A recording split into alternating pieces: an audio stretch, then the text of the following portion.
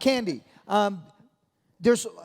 we all talk about it in this industry about egos, and creative beings. You have such a great team. How do you manage these creative beings?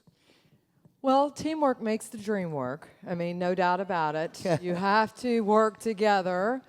But I have to say that, first of all, hiring happy, like I said before, is important. I mean, I can't force you to be happy. I mean, you either have that in you or you don't. I mean, you have to just be a person who already feels good about life. So that's, of course, part of it. But I will say that my daddy always taught me, Papa hugs and Papa spanks. And these guys know that I have expectations for their lives. Sometimes I feel like I care more about their success than they do, So it's not all hugs and kisses. There's plenty of times we have to come together and talk about our takeaways from the day. When I'm still behind the chair, so 2 or 3 days a week, I'm still seeing guests. And at the end of every day, I go to my assistants. So what are our takeaways from today? Awesome. What can we improve on? What can we be better at? I mean, we can all celebrate the successes, but let's talk about why we fumbled or why we fall. And so I think when you're managing creative people, you have to give them a license to be themselves and their authentic selves, absolutely. But we also have to walk the walk and talk the talk. When everybody talks about raising the bar in this industry, I want to say, then why are we showing up to work in bedazzled sweatpants and flip-flops and calling that raising the bar? I mean, when Vivienne was saying, how you have to look your best, when Eden was talking about her dad in a tie, and I know he always wore that tie or that ascot, and he always was there, raising himself up. He was in the beauty industry. And so teaching young talent to, yes, be creative and wonderful and learn great techniques, we also have to teach them how to be better people. You're here. And, when we've lived our lives, we've made our mistakes. We've stumbled along the way. And so when we point that finger and say, hey, you know what, you really need to try a little bit harder, it's really more to empower them and to help them, not to hurt them. And so I just ask them, please, you got to always have your big girl panties on around me, because I can't take it if you can't let me try to help you. Because the goal here is to raise champions, and that's what I want to do. Good for you, Candy. Thank you for that. Vivienne, a lot of these people out here, I'm sure they enter awards, British Hairdressing Awards, British Hairdresser of the Year, NAHA Awards, Master Stylist of the Year. I mean, you've practically won them all. Any advice for entering competitions? Yes. Surround yourself with the best.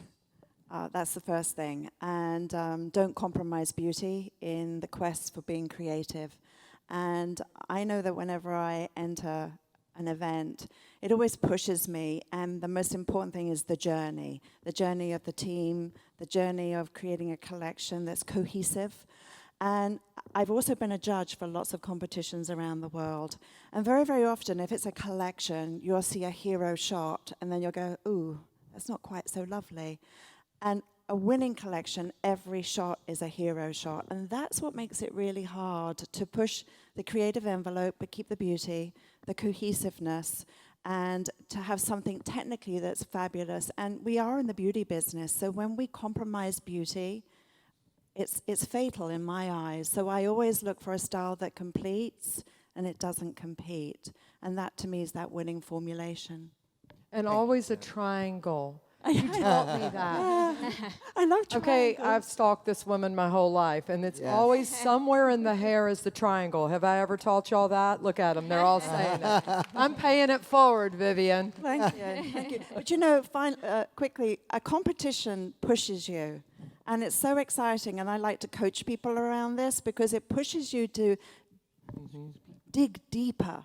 And even if you can't use that element in the salon, you can take some aspect of that learn and raise your standards. And I think the most delicious thing in life is progress. And when we're stagnant, It's such a horrible place to be, or if we're sitting on the fence. So progress and staying inspired is really important. So this year I'm up for my 8th NAHA. Don't know whether I'll get it, but it doesn't really matter. The journey you can't take away from me. That's what. Great job, Vivienne. You continue that, enjoy that journey, because we really love watching you. Eden, we've been talking about being present, being in the moment. What's that mean to you, my dear? Everything. Really, truly everything. I mean, this is it. This is all we have right this minute. And the past, we get caught up in the stories, and we get caught up in all the things we've done, or he said, she said, or it doesn't matter. Like, it really doesn't matter. I don't think we think about it enough because it grounds us to who we are. But who are you? Who are you? Who are you in this moment? And every moment is a new opportunity to be that. And what does that mean to you? I mean, and we can go on with this conversation forever because that's the way that it flows, because it's constantly changing.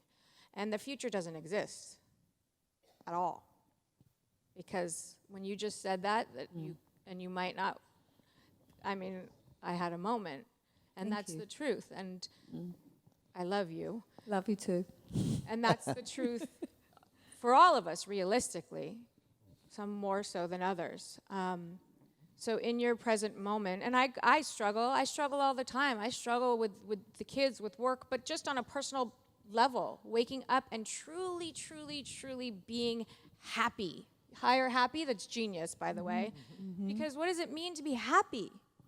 It's not the easiest thing to do in the world when you think, we can just be happy, like just sitting and being happy.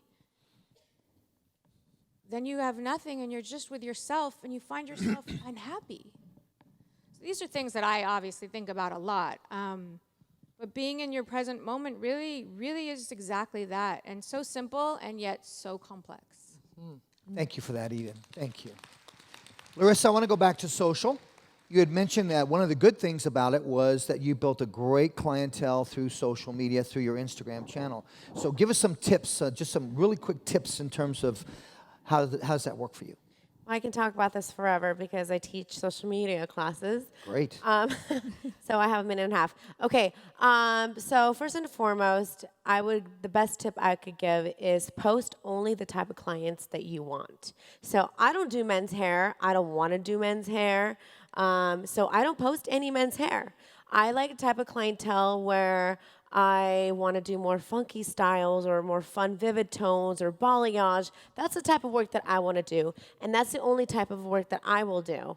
That I will post. You have to have clean work. So post your best work. Don't just post because you have to make a post for that day. Although you have to be consistent, okay? The more consistent you are, the faster your following will grow. And then also the more work you'll be able, your followers and clients will be able to see. And there might be one photo that you'll post and they'll be like, oh my gosh, that's the color I want next. You know, make sure they have clean background. No one wants a busy background. You work 3, 4, 6, 8 hours on this beautiful head of hair, and then you make one photo, you take one photo with this crazy background, people walking around, there's a mess behind you. Take a million photos, videos. People love before and afters, okay? And after is amazing, but when people see the crazy work that you have to transform in order to make this beautiful piece of art, it's gonna be more impactful. So my before and after videos are very impactful. And then lastly, hashtags are very important too. So the most important hashtag is having your own personal hashtag. So mine is Hair by Larisa Love. So that way you can go and look at the hashtags of not only my work, but of my clients' selfies and all of that. So that way you don't have to go see my own selfies or my life that I'm posting on my Instagram. You just only see hair. And then, I can go on, but also, you guys, natural lighting is the best for photos, okay? So do not take a photo at nighttime and post it up. Even if you worked really hard on that, it's just not gonna be as impactful. And you always wanna make sure that your page looks very clean and cohesive at all times. Great advice, Larisa, great advice. Tracey, what do you think it takes to run a successful salon, which you've been a salon owner? Have. What do you think to have a business? You have had an academy, and you have a brand now. What does it take to run all of that in terms of being successful? Well, to be honest, it actually is an accumulation of numerous things. It's not just one thing that you would pinpoint and say that is the key to running a successful business or a successful brand. So it is an accumulation, but I think if you break it down into 4 aspects, I would say the key factors of running any business and any brand would be education, team, sales, and systems. So the reality is, you need to have a fabulous team, which, Candy's talked a lot about today as well. And of course, everyone on this stage truly believes in the power of education. And the reality is we're selling something, so we all also have to have that sales ability. And then the aspect that most businesses tend to struggle with is the systems, putting the systems into place. So I think if we put it down into those 4 key factors, they're the things that it takes to be successful, but also really great leadership. And leadership is not something that is always innate in a person naturally, but it certainly is a skill that you can develop. So, some of you may not be that great at doing the financial side of your business, or perhaps aren't that marketing savvy. So if you can't do all aspects of being a strong leader, then surround yourself with really great people that have the skill set that perhaps you don't have. And just think about where you're positioning your brand and whether your brand is truly giving the message, portraying who you are. Obviously, Larissa's talked a lot about that authentic self online. That's the same as branding. It's about very much understanding what your voice is of your brand, what your message of your brand is, and how that is being portrayed out. So just nail all those 4 things. Have a fabulous team, great education in place with your team as well. No matter how much you want to say we're creative and we're artists and we don't sell, the reality is we're selling something, whether we're selling a product, whether we're selling a service, or whether we're selling ourselves as a brand. And then, of course, systemize. The more you can systemize your business, it's going to make it a lot easier for you long term as well. And that's what made me successful with my salons in Australia, was I systemized them very well to the point where I could pull myself out of the business and work on the business instead of in the business.